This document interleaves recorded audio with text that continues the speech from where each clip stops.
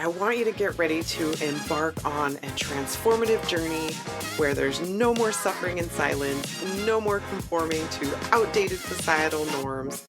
This is the podcast where we dare to crush those societal expectations and embrace the realities of pregnancy and parenthood with one honest conversation at a time. It's time for us to rise above the shadows and ignite a movement towards a happier, more fulfilled world for every parent and child. If that's you and you're ready to challenge the status quo and embark on this incredible journey with me, then I'd like to welcome you to the Birth Junkie Podcast. All right, we're back again at the Birth Junkie Podcast. Welcome. Today I have a guest and her name is Bethany. So Bethany, we're going to talk about lip and tongue ties and your journey through that. So I would love for you to start by introducing yourself to my audience. Hello, everyone. Thank you so much for having me. So I'm Bethany, and I worked in the corporate world for 8 years as a speech language pathologist in nursing homes. And so I managed 7 nursing homes. So I knew when I had my first son that I did not want to go back to that work because I had to hit all 7 nursing homes every week. And there was always a ton of fires because 30 therapists worked for me. And then I, of course, worked for the administration because they contracted us in as a company. And so I knew I didn't want that as a mom because I knew I wouldn't be a mom. So I resigned after our first son. And so I was lucky enough to stay home with him. He was also an IVF baby. So that was, a hard journey. And so I was so excited to finally stay home with him. However, after you're home, your phone stops ringing. No one needs you but this little baby. And it's super important, but it's so hard, mamas, that you're just like, I feel I'm not doing enough, right? Like I'm sitting on the couch, breastfeeding. I didn't feel like I was doing enough. So then we signed up to do another round of IVF. We still had some frozen babies. So we were going to do another transfer. And I ended up pregnant all by myself. Huge miracle. Wow, amazing. I know it was. I was so surprised. So I actually had to call the facility and I was like, I need to cancel because I'm pregnant. So that was super exciting for us. So with our second son, let's fast forward to delivery. So I deliver him. They put him straight to the breast, skin to skin. And I was like, oh, this hurts. And I was like, it did not feel like this before. And everyone's like, you've forgotten. And I felt super dismissed by everyone. And so my mama heart said something's wrong. And the speech therapist in me said, look in his mouth. And I was like, oh my goodness, he is tongue tied. So his frenulum, or the skin kind of underneath his tongue, was all the way to the tip of his tongue. And so his tongue looked like a heart. Oh, wow. Yeah, it was very severe. So that's like a stage 4 severe tongue tie, and he also had a lip tie. Now, I felt in the hospital, again, no one listened to me. I never saw a lactation consultant because every time she came in, he was doing his 24-hour check. He was getting a bath. He was getting his hearing screened, right? And so I kept like calling, please come back, we're available. Well, she's in someone else's room, or she's in the NICU, NICU. She's left for the day. And so we only stayed for 32 hours because I didn't have any complications. And so then we were sent home and I never saw a lactation consultant. So thankfully my mom was staying with us. And so she said she knew I had gone to a breastfeeding group. She knew it was on Wednesdays. And so she told me, get in the car, tell me how to get there. I'll drive, get in the car. We're going to go see your lactation consultant. Amazing. I know. So we went and saw my friend Kate, and she was like, how's everything going? And of course, as a new mom, what do? Break down in tears. Yeah. I was just going to say, you started crying. So of course she gave me a big hug and she said, what's going on? How can I help you? And I said, my baby has a tongue tie. Can you help me out?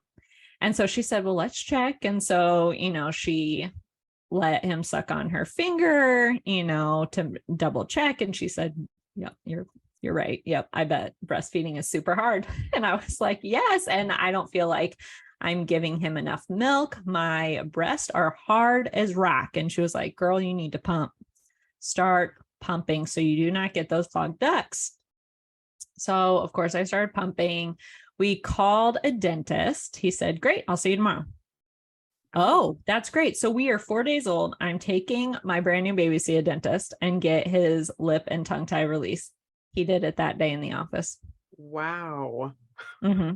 Shocking. Yeah. Shocking to a 4-year-old for a mom 4 days postpartum. Seriously. Wow. I do not recommend it, mamas. Right. So that is part of my journey that was messed up, but I did not know it was messed up. Right. And so that is partly why I've started my company, Breastfeeding Relief with Bethany, because I want to help other mamas that their babies have tongue ties, and I want to walk them through it correctly so that they will not have all the issues I had. Yeah. And so I have a question. Go ahead. So from what I understand, because I've Mhm. never gotten, my babies did have like different variations of tongue and lip ties, but I never got them revised. Mhm. But I heard that you have to do a lot of like stretching and kind of like a physical therapy, but for their mouth. Yes. Yes. So I am like a speech therapist for your mouth. Wow. And so that was part of my story that I felt the dentist missed, right? So he said, take your finger every time you change his diaper, take your finger underneath his lip and rub it back and forth 5 to 6 times, and then rub it under his tongue 5 to 6 times. And I was like, that's it? And he was like, yeah. He never saw me again. I never got a phone call to ask if he was okay, if I was okay, nothing. Right. And so really this needs to be a team approach that I felt no one told me. And so the best is to see a speech therapist or a lactation consultant or me both beforehand, right? And teach you the stretches, because the last thing you want is an oral aversion that your baby will now hate someone in your mouth, right? Or hate breastfeeding. And then your baby's not eating. So how, after you had that done, how Mm-hmm. was your breastfeeding journey from that point? So it got better, right? Because he was able to latch well. And Mhm. so my breastfeeding journey went fine. However, if we fast forward, we're going to start seeing a lot of issues, because I'm not sure, because I was not trained at the time and did not understand everything about tongue ties, right? So if a tongue tie is revised correctly, when you lift up their tongue, it should look like a white diamond. Okay. I do not recall ever seeing a white diamond. Oh, wow. Okay. So was it not revised correctly? I'm not sure. That was years ago. Now I was also 4 days postpartum. I Mhm. could have missed it, right? Like, or did he not do it correctly? I'm not sure. Okay. And so with that being said, there are really a lot more stretches that need to be done, really like lifting of the tongue side to side and not just rubbing your tongue on it, because it's a fresh wound. Like, think about any wound. Do you want to be rubbing your finger into a cut? Ouch, you're going to make it inflamed and it's going to hurt. Right. Yeah. And so I want to teach you those stretches beforehand and do them a week beforehand, get the release done with your doctor, and then continue to do those stretches. Some doctors will tell you 2 weeks, some will tell you 4 weeks. And during the first week, you do not need to go more than 6 hours without a stretch. So yes, mamas, I'm sorry, you need to wake your babies up, or, in the middle of the night, you need to be doing the stretches, because you do not want your tongue to re-adhere to the bottom of your mouth, because then you're going to have to do it over again. Oh my gosh. And so with a lip tie, is it like Mhm. the same process for that? Exactly. Yeah. So instead of rubbing your finger against it, you want to be stretching the lip up instead of just rubbing your finger across it. Wow. So does it get scabbed up after It that? it'll scab like a little bit, but one of the biggest examples I loved hearing was pretend the tongue and the lip are like a window, right? You do not want the window to go up and down. You want to shut the curtains. Okay? Think Oh, about that for a minute. So if the window shuts, you've now healed the wound back to exactly how it was before. Instead, shut the curtains and then it will be a straight up and down line. that is a great visual. I love Thank that. you. Thank you. I can't take credit for that. I read that from another dentist, but I love that. I do love that example. I think it's a perfect visual. And Mhm. so after going back to your son's journey, Sure. how long were you able to breastfeed him after that? Yeah. So I breastfed him for 13 months and then we were only nursing at night and in the morning. And then it just kind of ended. It was more, he didn't ask for it anymore at night. We read books. He didn't ask. I didn't offer. We were just Yeah. done. Yeah. Is kind of how we ended our journey. And that was fine with me because, having 2 pregnancies back to back, I never stopped nursing in between them. I was ready to be done being touched. I kind of wanted mama time back. I totally get that. There's like a point where you're like, I'm so touched out. Like, Mhm. I Mhm. need some me time. Yeah. Yeah. So Yeah. do you mind if I fast forward and talk about what I saw happening before or afterwards? Let's talk about it. Okay. So I thought we were just fine. But then, of course, then you start moving on to solids. And so my sister-in-law loves baby-led weaning. And so I was like, great, we're going to try baby-led weaning. Mamas, it's not for everyone. And if you don't do it, it's okay. And so my babies, both of them actually, were gaggers. And so when they would do that, and it's okay to gag, right? It's, as long as they aren't turning blue, they're learning how to chew, it's fine. However, my kids would gag and then vomit everything back up at me. And I was like, nope, no, we can't. I tried it with many different things, textures. No, I was just like, no, I can't do this. Yeah. They were just gagging themselves too much. So we had the gagging problem, which now from the research I've done goes along with the tongue tie because of where the tongue's like positioned in the back, and it's not able to go side to side. Now we're going to switch over to a windshield wipers, right? It's not able to go side to side like a windshield wiper. It's a boat. It's only going forward and backwards. Okay, so they are not able to manipulate the food through their mouth correctly. And then let's say, for instance, they get food in the side of their mouth. My kid couldn't take his tongue and go sweep it out of the side of his cheek like the rest of us can do. Instead, he has to use his finger. So he constantly had his fingers in his mouth because it was helping him chew his food and move his food around. Wow, My that makes son. so much sense. Yeah, good. I'm glad you're liking these visuals. I hope everyone is. Another big thing for him was he was a drooler, a huge drooler. Like I was still changing bibs on him until he was like 18 months old. And then I was like, no, we got to stop with the bibs. And I just started changing his shirt 3 to 5 times a day. So my laundry load was huge for him. Wow. Because if you think about if your tongue is not staying in the right part, so like try to hold your tongue on the bottom of your mouth and swallow, like it's going to start pooling a ton of water and it's going to be hard to swallow. And don't move your tongue. And so all that saliva has to go somewhere. So they just drool everywhere. So my poor kid couldn't color because his whole page would be wet with water. Right. Oh, And so, wow. yeah. So playing with toys, there was always water everywhere and his shirts were soaked. He also didn't walk until he was 18 months old and we had to go see a physical therapist.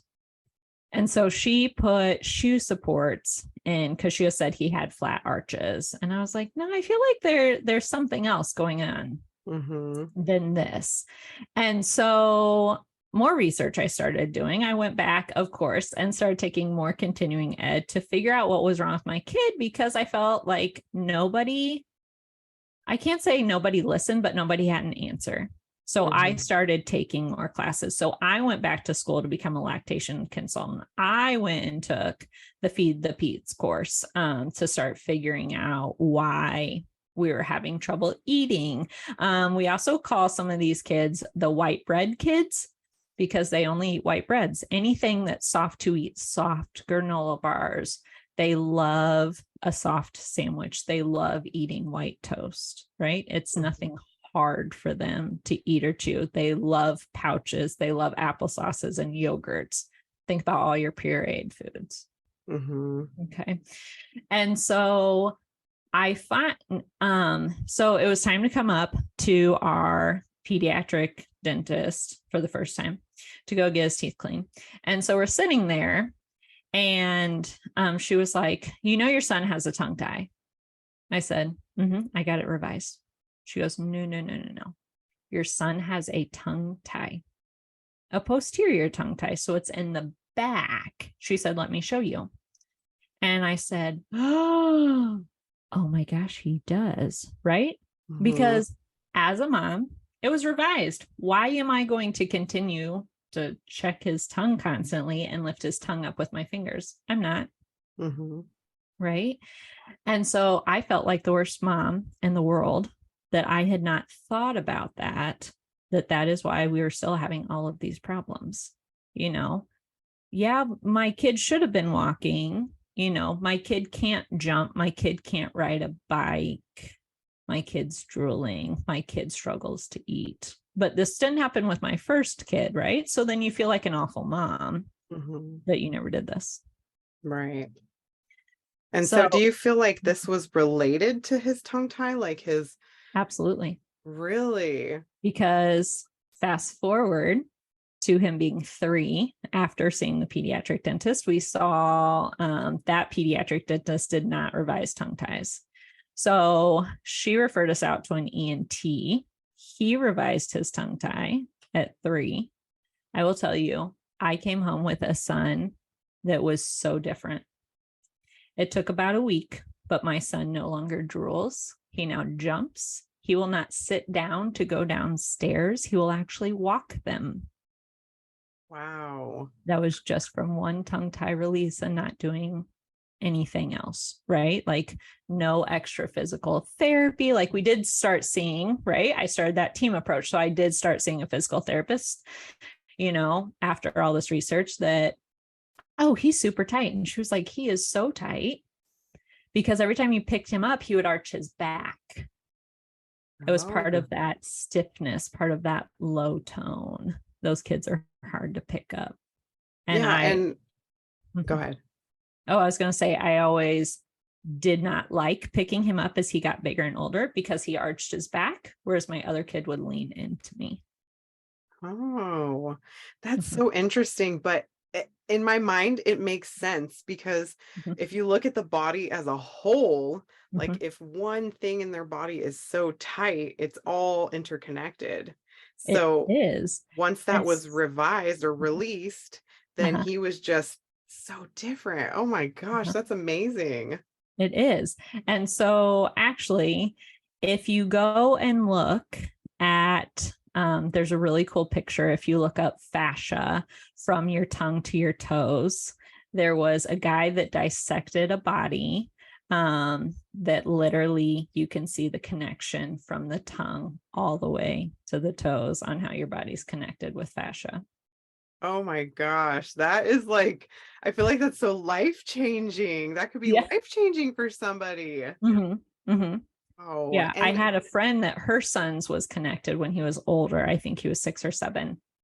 After it was, revised, first thing he said to his mom was, I didn't know it wasn't supposed to hurt when you yawned. And she goes, you never told me. And he goes, I didn't know it wasn't supposed to hurt.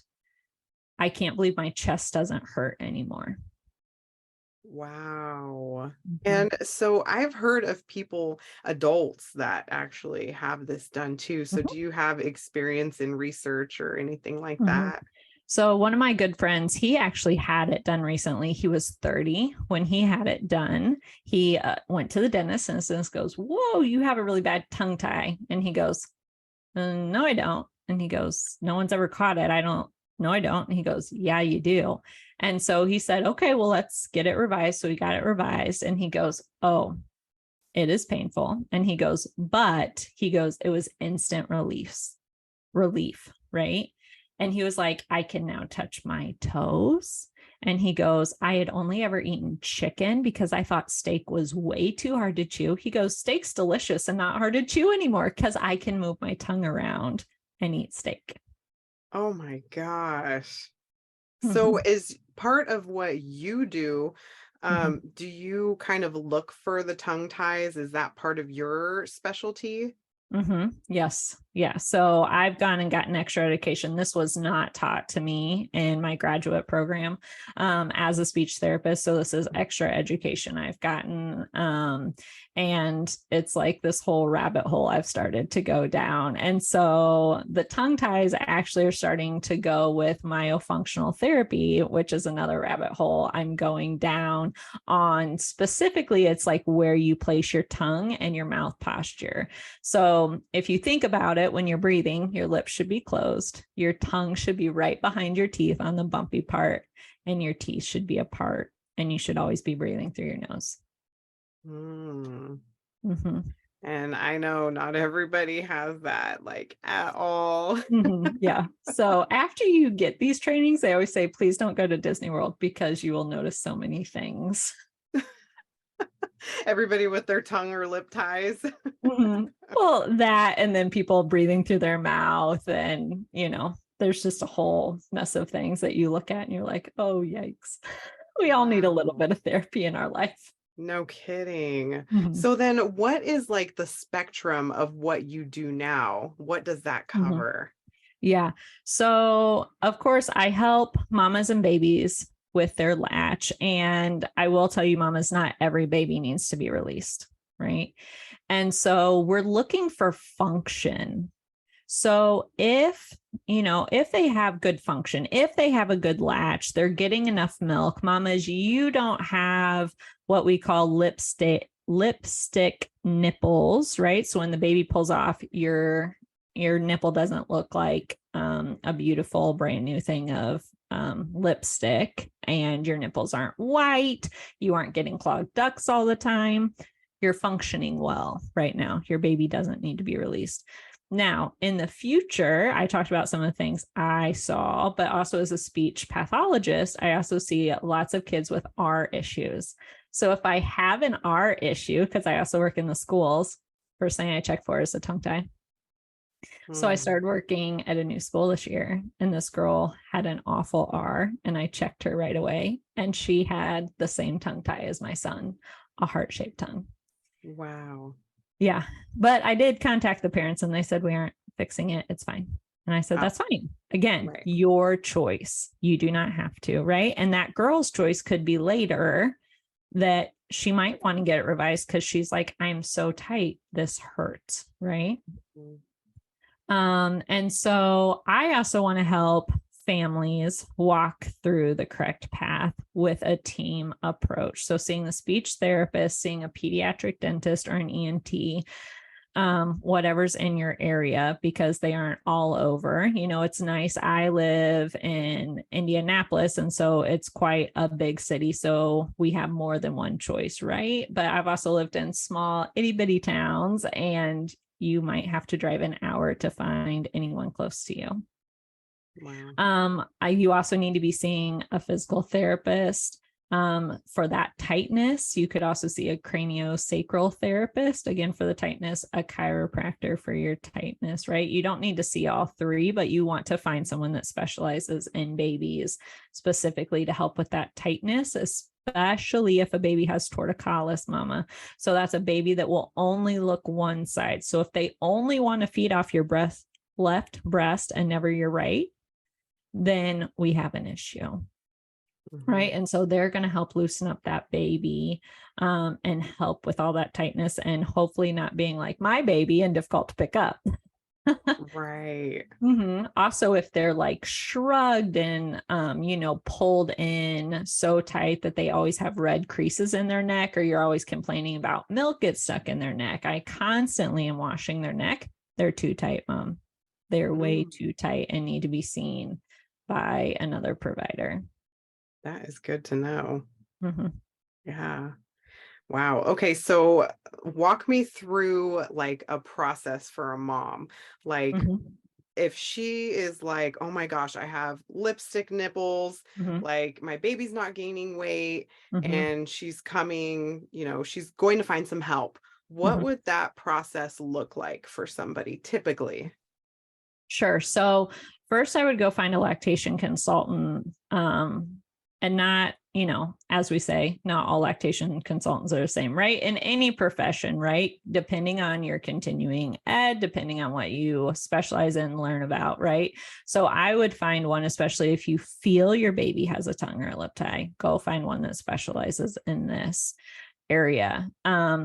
They will do a assessment on your baby, a sucking assessment. They should also do, just look over your baby, a physical assessment. And I always say, if no one gets your baby out of a car seat, go find another provider.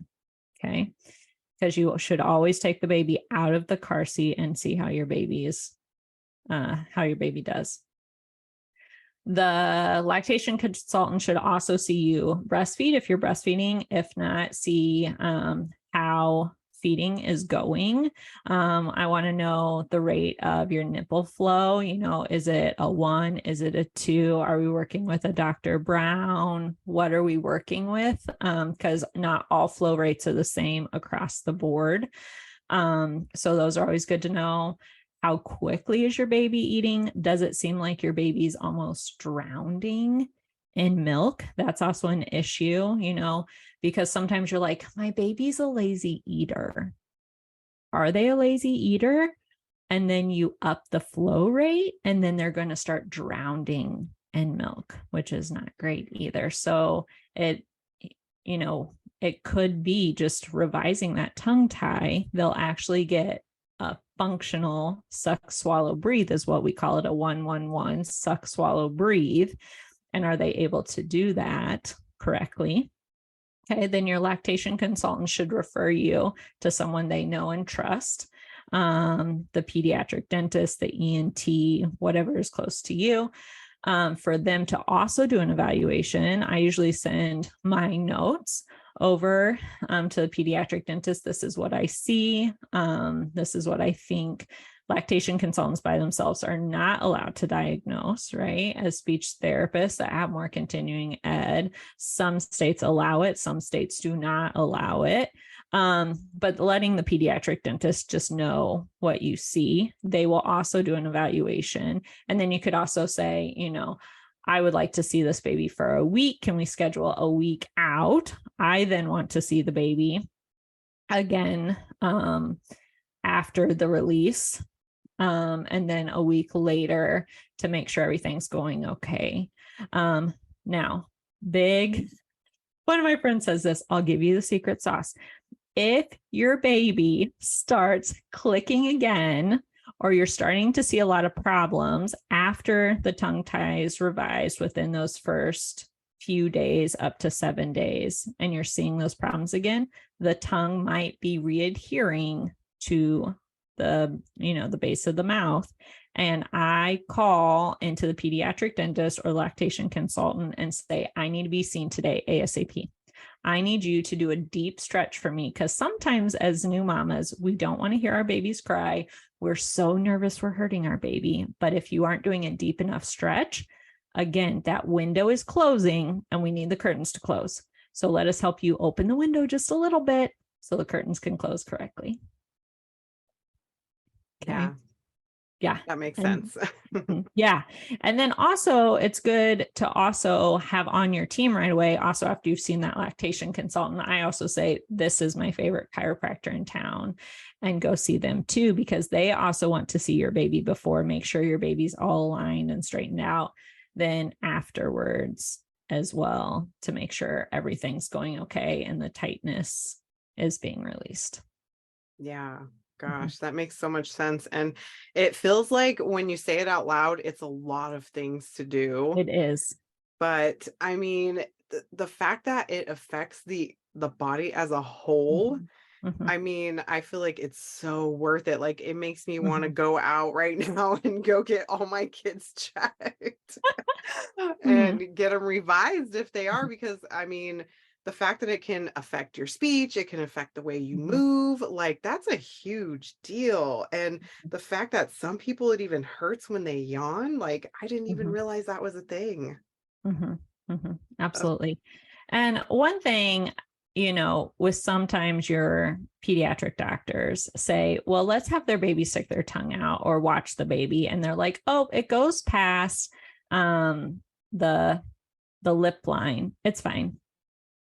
Not necessarily. You need to lift the tongue up. You need to see what the fascia is doing underneath, how thick it is, how thin it is, how far it's coming out, right? mhm, I also hear, well, if they can lick a sucker, they're fine. It's more than licking a sucker, right? mhm. Yeah, it definitely sounds like it. So I'm curious about Mhm. like your journey that you had. Like, Mhm. if you were able to go back in time and have a redo of anything, like the process that you went through, would Mhm. there be anything that you would have changed? Absolutely. I'm not, I wouldn't have done it so quickly, right? And so I was in pain. He was in pain. He wasn't getting enough to eat. But we could have also used all my pumped milk because I was pumping so much milk and worked with a bottle and paste fed him for a week and it would have been fine. Right. Mhm, But no fault of my lactation consultant. I wish she or my pediatric dentist would have said, let's not jump into this today. Let's make sure you're set up for success because I felt like I failed. mhm, Okay. And so I always say, you don't know what you don't know. Right. And you have moms come in and they're crying, and I didn't know. And even I talked to a mom the other day. I feel awful saying this out loud. My kid's tongue tie wasn't revised until they're 5. mhm, And I said, that's okay. Right.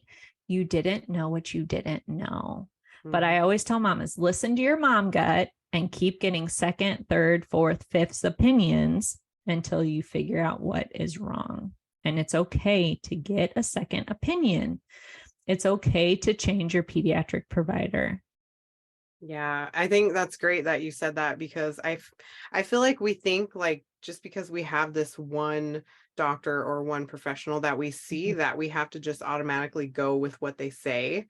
Mhm. But like you said, like we got to listen to our gut or our Mhm. intuition, whatever it is you want to call it, that's telling us like, no, I feel like there's something more to this than what they're letting on. Mhm. And because there's other people, like not everybody practices the same, not everybody has the same training like you. Mhm. Like you have all these extra trainings and certifications or whatever you had, gone through that, maybe this lactation consultant in the next city over from you has none of them. So you guys are going to have this different experience, not only lived experience, but Mhm. actual school experience and all that stuff. So, yeah, I mean, get those second, third, fourth, fifth, whatever Mhm. it takes until you feel good about that decision or Mhm. the ultimate diagnosis, if you will. Yes. Mhm. Yeah, Because because I felt we're like, yeah, I was sorry. going to say, I felt like I kept Googling. Mhm. Dr. Google was not answering my questions. And so then I was seeing other people talking to other moms. I don't know what you're talking about. I don't know what you're talking about, or the old lady would be like, your kid's drooling. I know. This is not, I know he's 2. This is not normal. Thank you for this.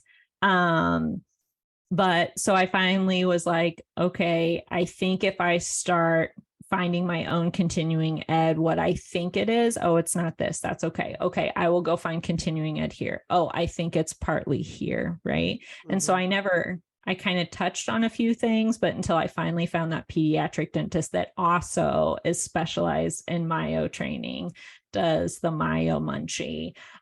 She's now going back to be an orthodontist. She does all the continuing ed too, is when I finally found an answer. So sometimes you do need to find someone with a ton of extra credentials, a ton of extra education that just knows a lot more than just your basic provider. Yeah. And then also, I feel like it's hard because, like, we have to be that advocate for our Amen. children. Mm-hmm. And if we're not comfortable even being an advocate for ourselves, Mm-hmm. sometimes it can be really hard to be an advocate for this other little person that we're in Mm-hmm. charge of. So, I mean, but it's worth it. Like, it's your child's health, and Mm-hmm. like, you have to be the one to speak up for them because they don't have that big voice Mm-hmm. yet. So, Mm-hmm. and they don't know any better. So we know a lot more than they do. Exactly. And I was surprised at how many people talked to me after my son's surgery when he was 3. And they were like, I understand him now. He has more words. I don't notice him drooling. And so people are watching and they do see, and maybe they don't mention it, right? Mhm. But I was just shocked at how many people were like, what's changed? You're like, oh, well, he had a surgery, right? Like, that's why I just say to people, he had a surgery, like in general, kind of, because it's also a very long story if you tell the whole thing, Mhm. right? And so sometimes you just want to say the short version. Yeah, definitely. Mm-hmm. So one other thing that I'm curious about Mm-hmm. is like partners, because if a person has a partner, Mm-hmm. what do you feel like is the best way that a partner can support mom or their child through this journey? Yeah, that is a great question. So specifically, right after your baby, of course, has this tongue and lip tie revised, especially if they're a little baby, right? They are in a lot of pain and they're going to cry. And so the best thing to do is your partner to do everything else for you. And you take a 3-day staycation, is what I call it. And you do skin to skin for the next 3 days with your baby. Right. And so your partner can also take some of that time skin to skin holding the baby, but it's great to just hold your baby for the next 3 to 5 days. I say the first 3 days are going to be your worst days. And all they want to do is nurse and use you as a pacifier. Right. Because most tongue time babies cannot hold a pacifier in. Also. And so they want to use you. And of course, you're like, sure, if that makes you calm, if that makes you happy, go ahead. Yeah, go ahead.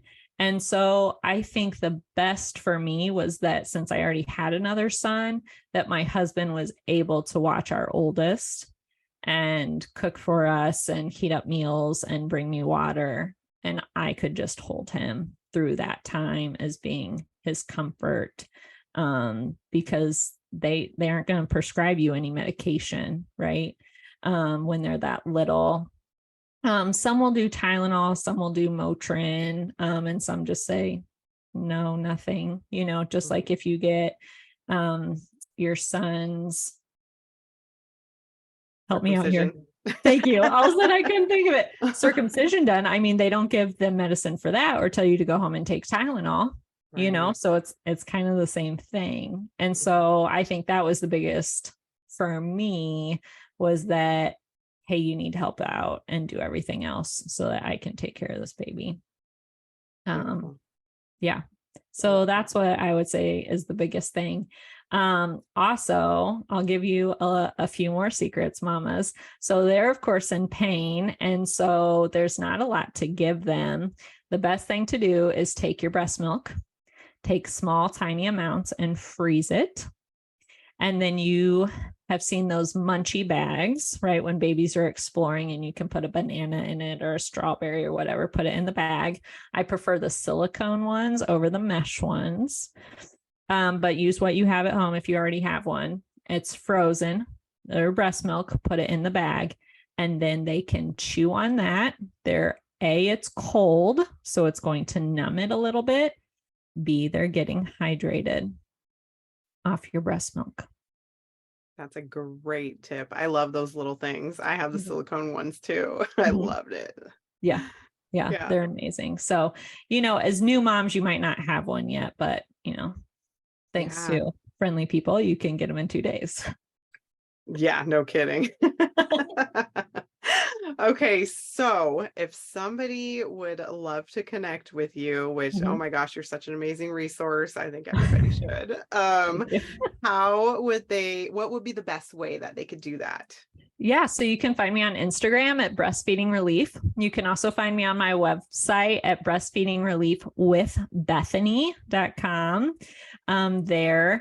Those are the best ways to connect with me. I also have my own podcast, Mamas. We talk about all things breastfeeding and how all journeys are different. So you can also find me on all platforms for that, including YouTube. And that's at Breastfeeding Relief with Bethany. Perfect. Oh, I love it. Yeah. And I can't wait to hear more of your episodes. Oh my gosh, so Thank you. good. You're And welcome. mom, yeah, I want to say, mamas, if you're concerned that your baby has a tongue or lip tie, I do have freebies on my site. And so you can download all the signs and symptoms of baby, all the signs and symptoms of mama, if you think you have it. And then also after your baby gets their tongue and lip tie release, of course, you need to be tracking that you're doing the exercises, which you can be like, did I do it? Did I do it enough today? I'm not really sure. So I have a tracker guide on there for you to make sure you're getting in enough sessions every day. Perfect. Oh my gosh, what a great resource. I love that. So, is there anything else that you would like to leave this audience with before we say goodbye? Mm-hmm. Mamas, just reach out. I would love to have a conversation with you. You know, it's okay to ask for help, right? And you have done nothing wrong. I know a lot of mamas feel like, what did I do wrong while I was pregnant? Nothing. There's not a lot of research to support that it's anything specific. It's usually genetic. So if, maybe your husband or partner had a tongue or lip tie, it's a good chance your child will also have a tongue or lip tie. If one of your children had one, more than likely all of your children will have a tongue and lip tie. Okay. And so mamas, just know it is not your fault, but I am here to help you through the journey so you have an awesome journey and not an awful journey like mine.